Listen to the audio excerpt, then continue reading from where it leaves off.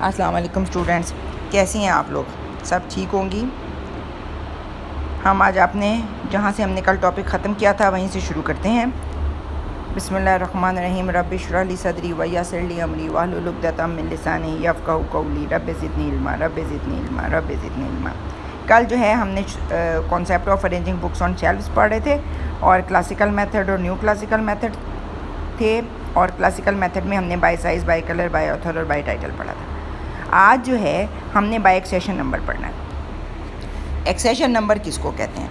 Accession number جو ہے جیسے جیسے بکس ہمارے پاس لائبریری میں آتی جاتی ہیں، ہم ان بکس کو اندراج کرتے جاتے ہیں اپنی رجسٹر میں۔ ایک اس کو کہتے ہیں اندراج رجسٹر۔ جیسے جیسے ہم اس اندراج رجسٹر میں بکس کو انٹر کریں گے، وہ نمبر جو ہے ہم بکس کے اوپر لکھتے جائیں گے، اور اسی ترتیب سے ہم نے بکس جو ہیں وہ شیلفز میں ارینج کرتی ہیں۔ مثلاً فرض کریں کہ ہمارے پاس ایک بک آئی 100 نمبر پہ بک تھی، ٹھیک ہے۔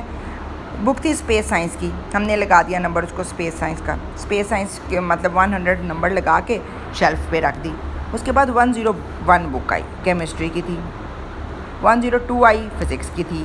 103 آئی، بایولوجی کی تھی، ٹھیک ہے۔ اس طریقے سے ہمارے پاس سبجیکٹس وائز جیسے جیسے بکس آئیں گی، جیسے جیسے بکس انٹر ہو رہی ہیں، ویسے ہم شیلفز کے اوپر رکھ رہے ہیں۔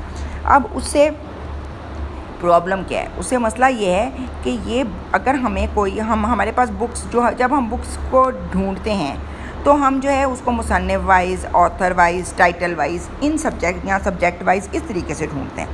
تو ہمیں ایک کتاب کو ڈھونڈنے کے لیے ساری لائبریری دیکھنی پڑے گی، کیونکہ اس کی کوئی ترتیب نہیں ہے۔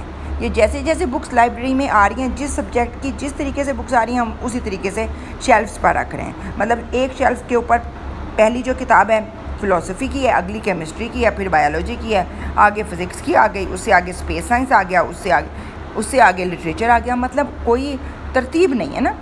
تو اس طریقے سے کتابوں کی بہتر ترتیب نہیں ہے۔ چھوٹا بہت کتب خانہ ہو تو جیسے جیسے بکس انٹر ہوں تو لوگ رکھ لیتے ہیں، اور پھر مطلب ہنڈریڈز میں بکس ہوں تو اس کو ڈھونڈنا پڑتا ہے، لیکن اس کو بھی ڈھونڈنے کے لیے پہلے آپ کو پوری لائبریری دیکھنی پڑے گی، پھر آپ کو اپنی مطلوبہ کتاب ملے گی۔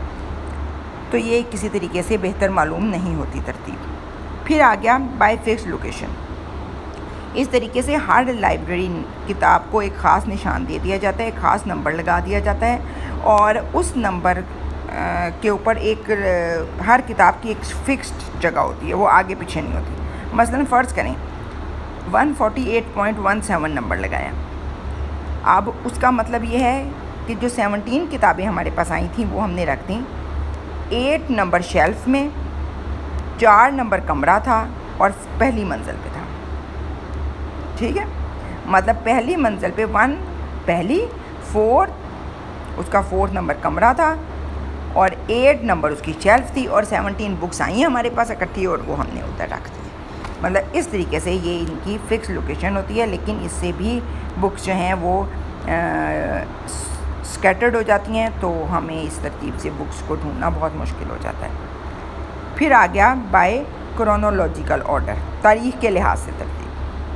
الماریوں پر کتابوں کی ترتیب کو تاریخ وار ترتیب دے دیا جاتا ہے۔ اس کے 2 طریقے ہیں۔